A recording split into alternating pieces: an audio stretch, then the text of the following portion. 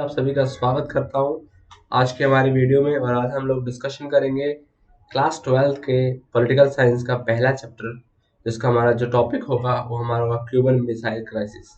जी हाँ, मैं twelfth class की सीरीज स्टार्ट कर रहा हूँ और जो पहला हमारा टॉपिक होगा पॉलिटिकल साइंस का क्यूबन मिसाइल क्राइसिस। ठीक है, तो चलिए अपने डिस्कशन को स्टार्ट करते हैं।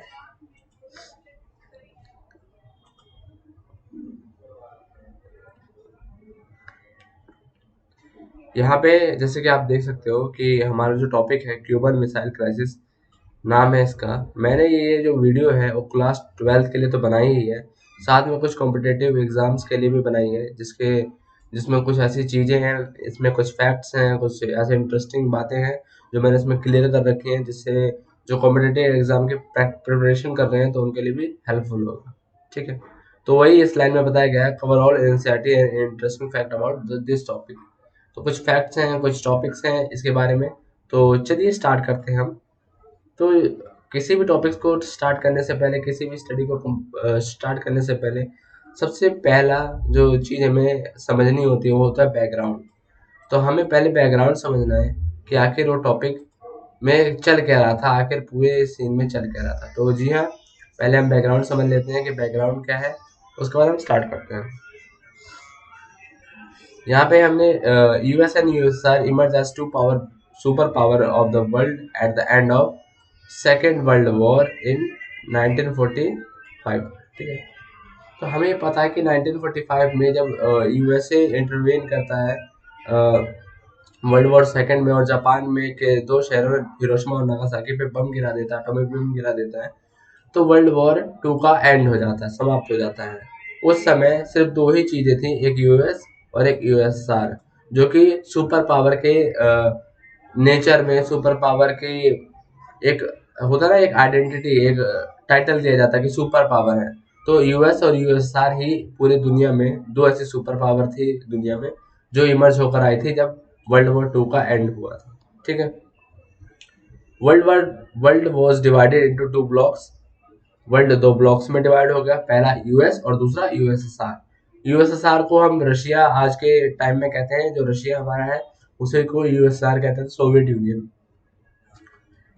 World war started in 1945। अब कई लोग सोचेंगे वर्ल्ड वॉर 1945 से, तो मैं बता देना चाहता हूँ, जी हाँ, जैसे ही आपका सेकेंड वर्ल्ड वॉर खत्म हुआ उसके स्टार्ट से ही आपका कोल्ड वॉर स्टार्ट हुआ था। कोल्ड वॉर का मतलब अभी बताएंगे कि कोल्ड वॉर होता क्या है और इसका कोल्ड वॉर क्यों नाम है और क्या इसका मतलब एसेंस क्या है।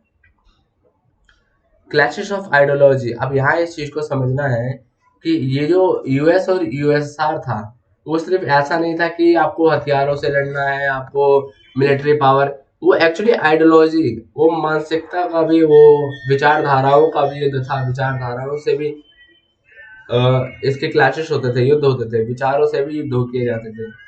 कम्युनिज्म, कम्युनिज्म किसको डिनोट करता था? आपका यूएसएसआर को। ठीक है, और कैपिटलिज्म, कैपिटलिज्म किसको डिनोट करता था? कैपिटल हमारा करता था यूएसए।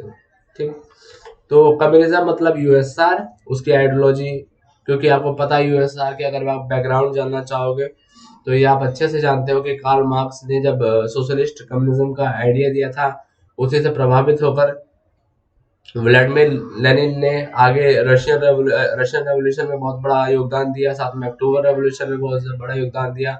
उसके बाद आपके जोसेफ स्टालिन आते हैं, जोसेफ स्टालिन के बाद निकिता क्रुश्चेव अभी हम पढ़ने वाले हैं उनके बारे में। तो ऐसे करके बहुत ही ज्यादा ब्रीफ हिस्ट्री है हमारी यूएसएसआर की। ठीक है, उसके बाद डिसइंटीग्रेशन भी होगा, जो आपका सेकंड चैप्टर, उसमें हम डिस्कशन करेंगे किस तरीके से यूएसएसआर का अंत हुआ, यूएसएसआर टूट गया, विभाजित हो गया। ठीक है, तो बेसिकली क्लैशेस ऑफ आइडियाज के बीच में राइवलरी थी, आइडियोलॉजी मतभेद भी था इन दोनों के बीच।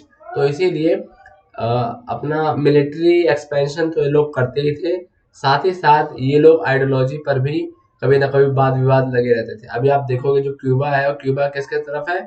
कम्युनिज्म के तरफ, कम्युनिज्म आइडियोलॉजी के तरफ ज्यादा फोकस करता है। बट वो कहाँ पे ज्यादा नजदीक में पड़ता है? कैपिटलिज्म, यानी कि यूएसए की तरफ। तो इसीलिए मतभेद होंगे, फिर बाद में यूएसए इन्वेड करेगा, इंटरवेट करेगा।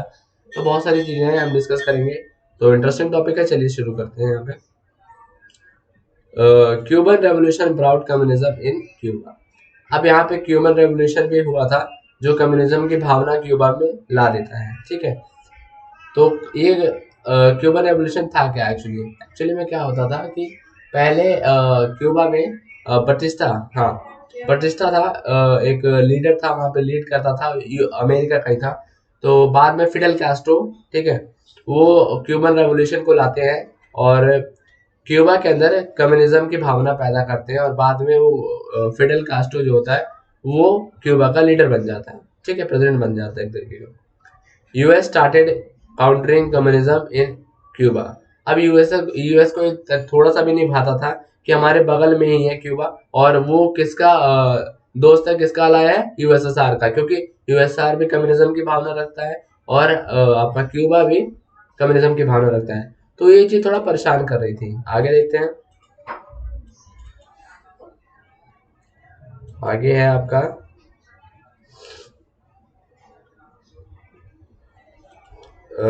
चलिए शुरू करते हैं।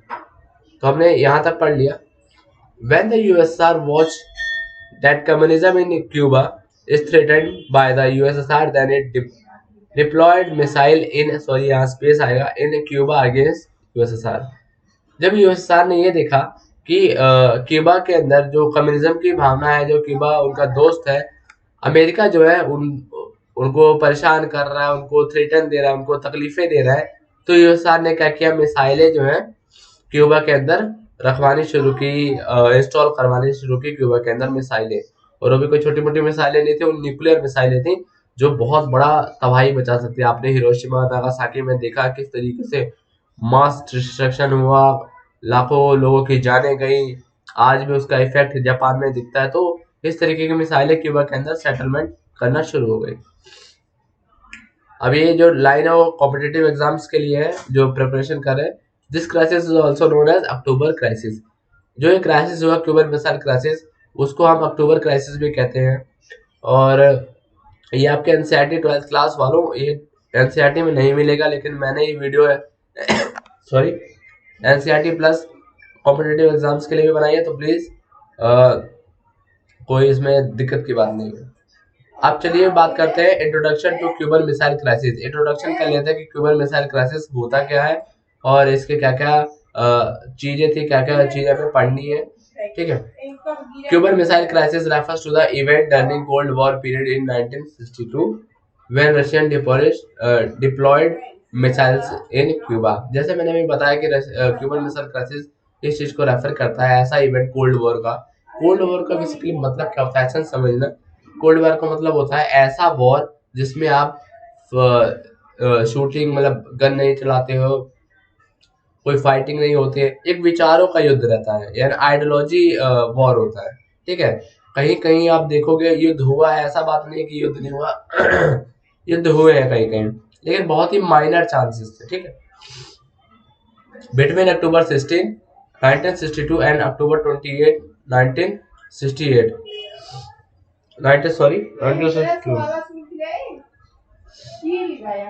1962, ठीक है।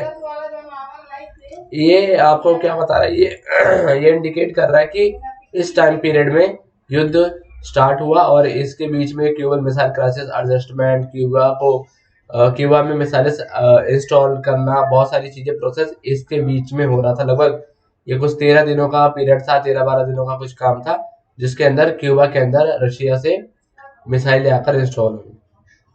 नेक्स्ट बात करते हैं, Cuba become the battle ground of two super power US and USSR at that time.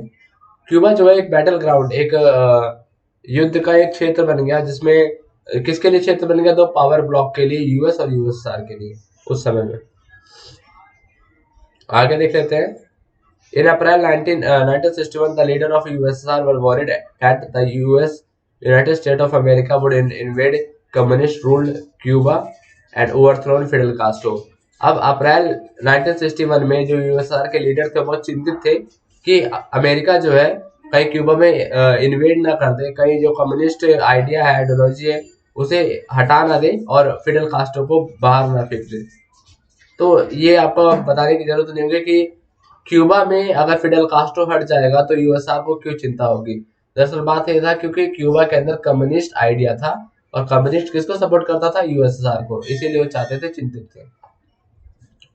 Cuba was an ally of Soviet Union and receive बहुत diplomatic and financial aid from. Cuba को बहुत सारी सहायता Soviet union प्रदान करता था, financially भी प्रदान करता था, और बहुत सारे पॉलिटिकल एड्स मतलब मदद, हेल्प भी प्रोवाइड करवाता था। निकिता खुर्शेव, अब निकिता का नाम सुन के कोई भी ये नहीं समझेगा कि कोई लड़की है, ठीक है, वो एक लड़का ही है, वो एक लीडर था। Nikita Khrushchev the leader of the Soviet Union decided to convert Cuba into a Russian base. अब जब दोनों क्यूबा और यूएसएसआर एक ही है, मतलब एक ही आइडियोलॉजी पे बेस्ड है, तो निकिता खुर्शेव जो कि यूएसएसआर के लीडर थे उस समय, उन्होंने डिसाइड किया कि क्यूबा को रशियन बेस के एक तरीके से बना दिया जाए, ठीक है, रशियन बेस बना दिया, मिलिट्री बेस बना दिया, जिसमें वो अमेरिका को बहुत आसानी से नजदीक पड़ जाता था ना। दरअसल क्यूबा अगर आप देखोगे तो 90 मील्स कोई बहुत ज्यादा दूरी नहीं होती है, इतना ही दूर था अमेरिका से। और रशिया कितना ज्यादा दूर था। तो जब रशिया क्यूबा के अंदर मिसाइलें रख देगा तो वो कभी भी अमेरिका के ऊपर आसानी से हमला कर सकता है। और जितना हमला वो यूएसआर से, मतलब रशिया से मिसाइलें लॉन्च करेगा या अमेरिका के लिए, उससे ज्यादा जल्दी और उससे ज्यादा असरदार वो रशिया में बैठ कर ही क्यूबा से लॉन्च कर सकता है, और जल्दी होगा और ज्यादा से ज्यादा मास डिस्ट्रक्शन हो सकता है। इन 1962 ही प्लेस न्यूक्लियर मिसाइल इन क्यूबा। 1962 में उन्होंने न्यूक्लियर जो है मिसाइल प्लेस कर दी क्यूबा के अंदर। अब सवाल ये आता है, हमने देखा कि प्लेस हो गई, मतलब प्लेस का मतलब है कि मिसाइलें प्लेस हो गई क्यूबा के अंदर, और भी बहुत सारी चीजें हुई। तो यूएसए का रिएक्शन क्या था जब वेपन्स जो है क्यूबा के अंदर आए? तो देखिए यहाँ पे यूएसए का रिएक्शन बहुत ही ज्यादा सॉलिड माना जाता है। ये माना जाता है कि बहुत सारे एडवाइजर जो पॉलिटिशियन है वो ये कहते हैं कि ये जो फैसला था वो वन ऑफ द बेस्ट फैसला था यूएस प्रेसिडेंट का। US president John F Kennedy and his advisory were reluctant to do anything that might lead to full-scale nuclear war between the two countries. अब यूएस जो president थे और उनके जो advisers थे वो ये जान चुके थे कि अगर एक और बार वर्ल्ड वॉर हो गया, वर्ल्ड वॉर 3 आ गया, तो अब सारे almost most of the power के पास न्यूक्लियर वेपन्स थे। एक बार यूएसए करके देख चुका था जापान के ऊपर, उसने समझ गया कि बहुत मास डिस्ट्रक्शन होता है, बहुत भयानक तबाही आ जाती है, और अगर थर्ड वर्ल्ड वॉर छिड़ा तो यानी सब कुछ तबाह होने के कगार पे आ जाएगा। तो इसीलिए यूएस प्रेसिडेंट और जॉन एफ कैनेडी और उनके एडवाइजरी जो है किसी भी फुल स्केल न्यूक्लियर वॉर्स के लिए तैयार होते ही नहीं है, वो ये मानने को रेडी नहीं रहते कि हम वॉर करेंगे, एक full scale war. But they were determined to क्रुशिएट to remove the missiles nuclear weapons from Cuba. But वो ये श्योर करते हैं, वो ये श्योरिटी करवाते हैं कि निकिता क्रुशिचेव जो है अपनी सारी मिसाइलें हटा दे क्यूबा से, न्यूक्लियर वेपन जो उन्होंने क्यूबा में लाकर रख रहे थे। Kennedy ordered American warship to intercept any Soviet ship heading to Cuba as a way of warning the USSR of his seriousness. Bay of pig वो जगह है जहां पर यूएसआर जो है क्यूबा के लिए मिसाइलें इंस्टॉल करवाता था, वहां पे लाके रखता था। और जॉन एफ कैनेडी ने अपने वॉरशिप यानी शिपों को ये ऑर्डर दिया कि आप जाओ और बे ऑफ पिग जो जगह है वहां के चारों तरफ, क्यूबा के चारों तरफ अपने शिप भेज दिए, और वो निगरानी रखते थे। वो मतलब एक वार्निंग की तरह था यूएसएसआर को कि अगर आप अब आए तो हम चुप नहीं बैठेंगे, हम भी कुछ करेंगे। और जो वॉरशिप जो नेवी गई थी, जो वहां पे नेवी गई थी, वो ये देखने के लिए गई थी कि कहीं यूएसएसआर फिर तो मिसाइलें नहीं ला रहा, ठीक है। और कहाँ पे था वो जगह? Bay of pig. The concept of world war. अब वर्ल्ड वॉर का कंसेप्ट जरा समझ लीजिए। The world war refers to the competition, the tension and a series of confrontation between the United States and the Soviet Union backed by their respective allies. अब जो US और USSR, ठीक है, इन दोनों के बीच जो भी टेंशन, जो भी सीरीज ऑफ कन्फ्रंटेशन, आमना सामना जो हुआ, कई जगह भयानक आमना सामना हुआ, तो यहाँ पर जो आमना सामना हुआ वो खूनी नहीं था, मतलब एक तरीके से कह सकते हो जानलेवा नहीं था जिसमें किसी की हत्या हुई। वो सिर्फ आइडियोलॉजिकल कॉन्फ्लिक्ट था। आइडियोलॉजिकल कॉन्फ्लिक्ट का मतलब होता है विचारों का मतभेद था, ठीक है।